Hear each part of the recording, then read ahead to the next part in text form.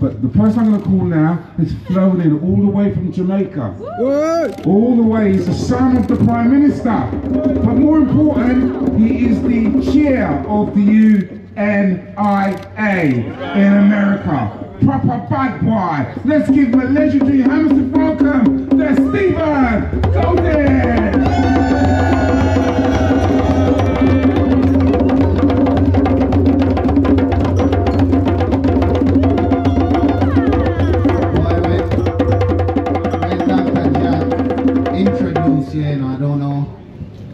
What you can come with after that, but let me just correct a few things. I'm the son of a former Prime Minister. I want the Prime Minister catch this on YouTube and find out say my son never know.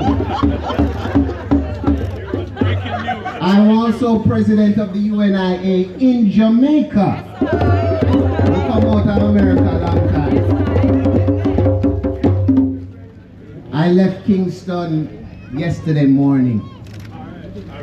And when I was leaving Kingston, it was starting to rain. I arrived in London this morning, and it looked like the rain followed me, but I left the sun.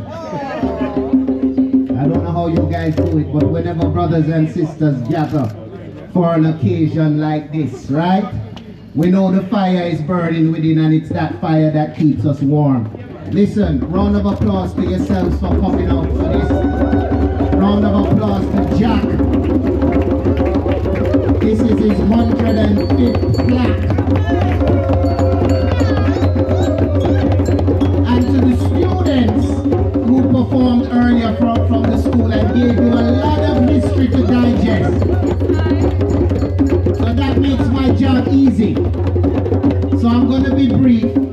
I'm just going to connect a few dots and maybe reveal a few things that you didn't know before, as it has to do with this address here at 57 Castletown Road. First of all, let me qualify this by saying, you know, Jack doesn't speak a lot about himself or his own history at these events, I think. But the UNIA division that I lead in Jamaica was the very first. That was the one established by Garvey after spending 2 years in London and returning home. This city helped shape Garvey in ways that his time here came at very pivotal moments in his life. After returning from London in July of 1914, 5 days after landing in Kingston, Garvey formed the first division of what would become the largest global organization of black people ever.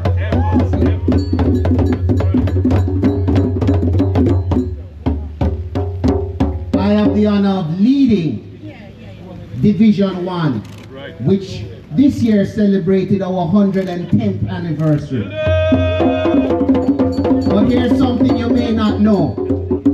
110 years ago when Garvey formed that division, the founding officers, one of which was Amy Ashwood, and another of which was a man by the name of Thomas Michael, who was the first treasurer and later became the vice president of the division. Well, his grandson is a man by the name of Dr. Jack Bueller. Come on. So you see the connection. Let's see how it goes. It's important that we don't forget our history. Part of the problem is we've been given history. Now you break down history is somebody else's story, it's his story. The brother that was up here and the brother who is responsible for the creation of Black History Month in October in the UK, I want you to give him another round of applause. That brother must never be forgotten. And let me tie it up for you. Black History Month in the United States, which is celebrated in February, and really not just the United States because it has moved across much of the Americas. We celebrate Black History Month as Reggae Month also in Jamaica. But Black History Month started out as Negro History Week in 1926. That means in 2 years it will be the centenary of the creation of what we know as Black History Month. It was started in 1926 by a man by the name of Dr. Carter G. Woodson.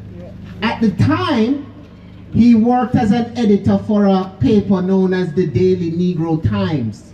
That paper was started and managed at the time by a man named Marcus Garvey. That's right. So Garvey was behind the whole inspiration of us focusing on reclaiming our story. Marcus Garvey was a printer and a journalist, which means in the early 20th century, he was a man of the media. Right. He was a media personality at that time. That's right. And he used his influence in media to begin to re-educate black people about a history which Malcolm X and Martin Luther King would later refer to as being stolen from us, being robbed and taken away from us.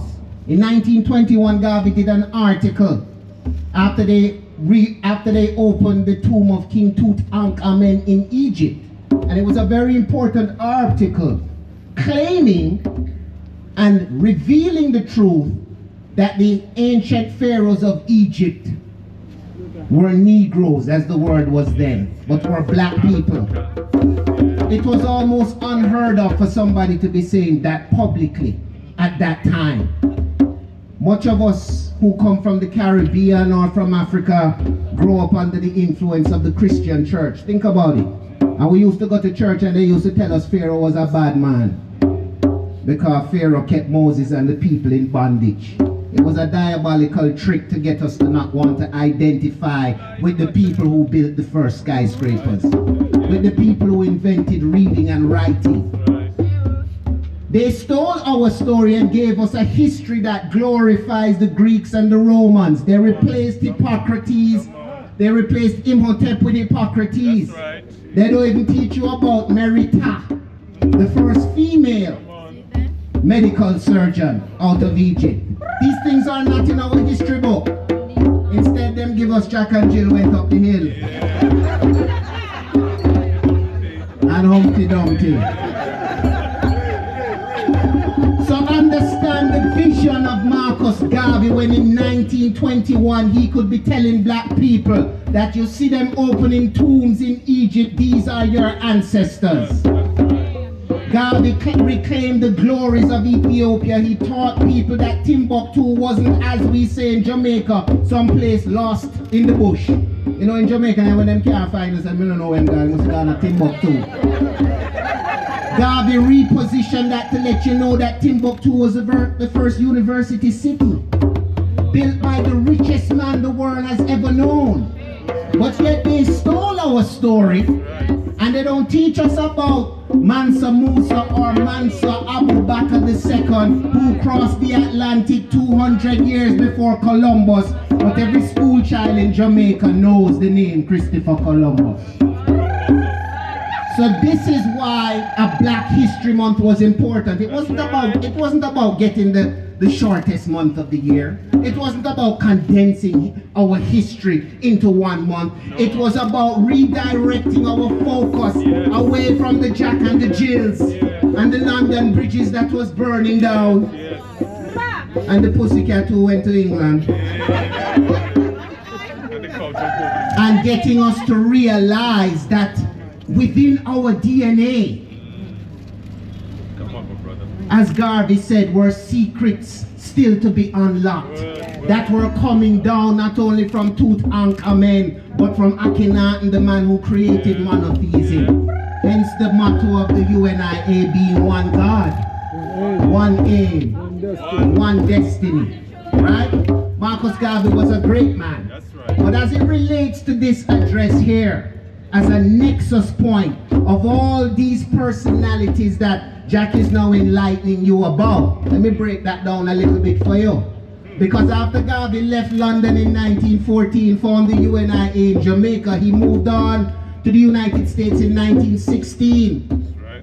And later brought up with him his sweetheart from Kingston, Amy Ashwood, married her in 1919, making her the first Amy Garvey. And they spent their honeymoon in Montreal. While he was in Montreal in 1919, Garvey was always working. You can imagine how frustrating that must have been for his new bride. That even during the honeymoon, work still had to go on. While he was in Montreal, he organized divisions of the UNIA in Montreal and in Michigan in the United States, which was right across the river. At that session of organizing, a young lady living in Montreal at the time by the name of Louise Langdon met another organizer from across the river in Michigan named Reverend Earl Little. And maybe they were inspired by the young newlyweds in front of them, but within a year or two they themselves got married and had several children, the youngest of which they named Malcolm Little, who later became Malcolm X. Now, unfortunately, that first marriage between Marcus and Amy, number one, didn't last very long. Maybe he worked too hard. Maybe they had different ideas of how marriage should work.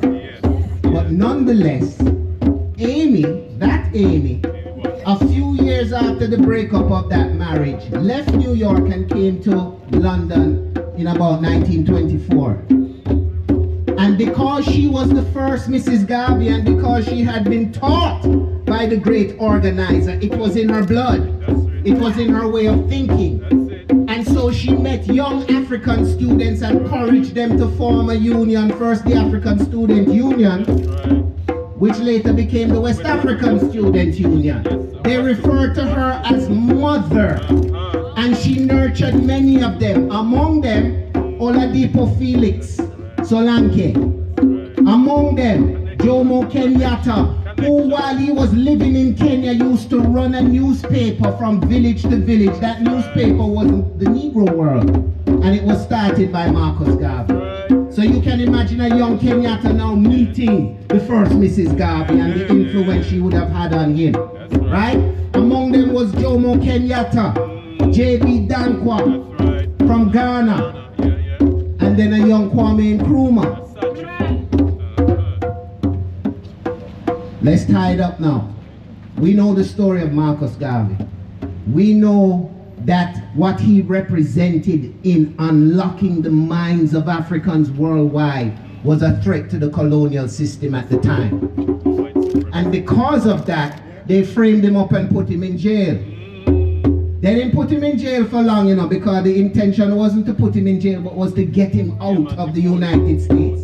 So within 2.5 years, a presidential pardon was given to him with one condition: immediate deportation.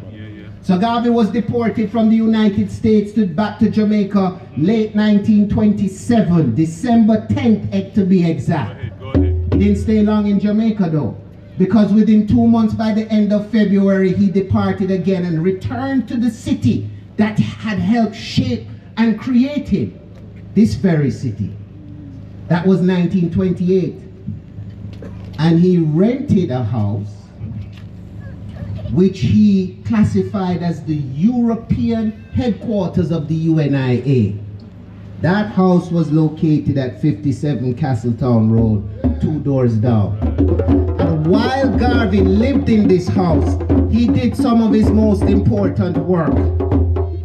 Many don't know that he was in and out of London. He went to Paris, he spoke at the Club du Faubourg, he went to Germany, he visited Brussels, but one of his most important trips while residing at this address was his visit to the League of Nations in Geneva, Switzerland. And the reason he went to the League of Nations was to represent and represent to them a petition done by the Universal Negro Improvement Association in 1920 called the Declaration of Rights of the Negro Peoples of the World. If you've never heard about it, you need to ask people why it's not in your history book. Garvey called it the Magna Carta of the race.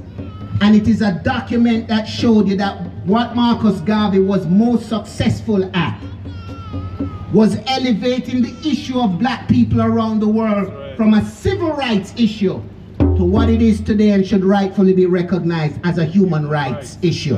He was the first man to do that. Malcolm X later followed along that line.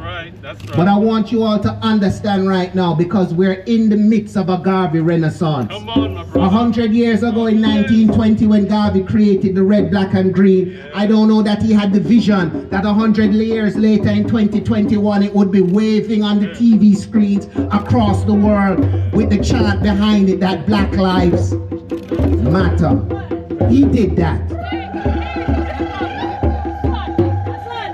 So you see the cycle that we're in and the role that we have to play. And on that note, I want you to again congratulate Dr. Jack Bueller, because if this work is not done, if once again we forget our story and are forced to accept other story, his story or her story, it means in another 100 years you're going to find another person like me having to come and remind you where you're coming from and how it is connected.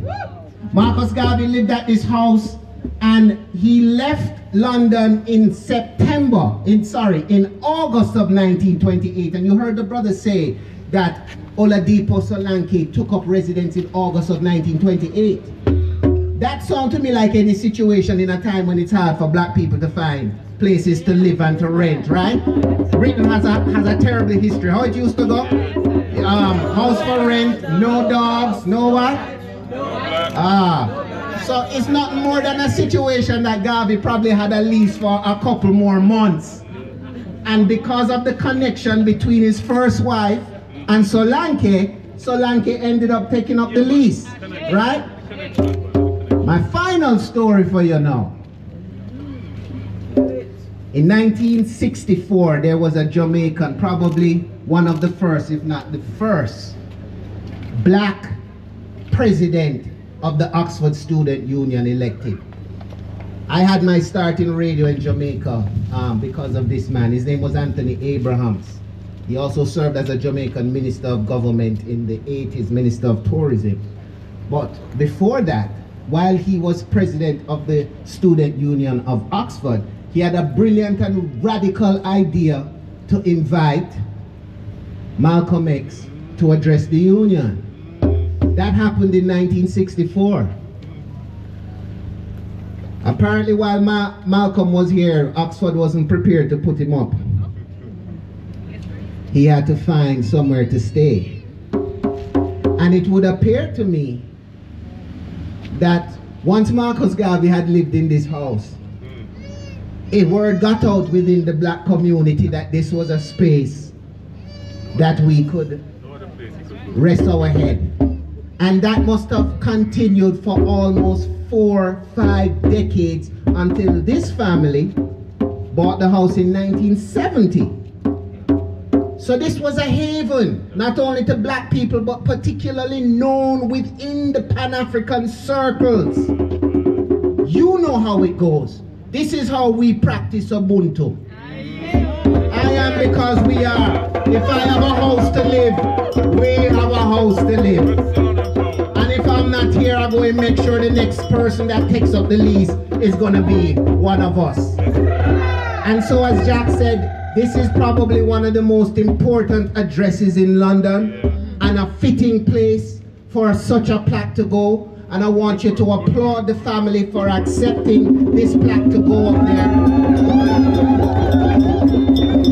It means that our history will not be forgotten. It means that our story will be told for more generations.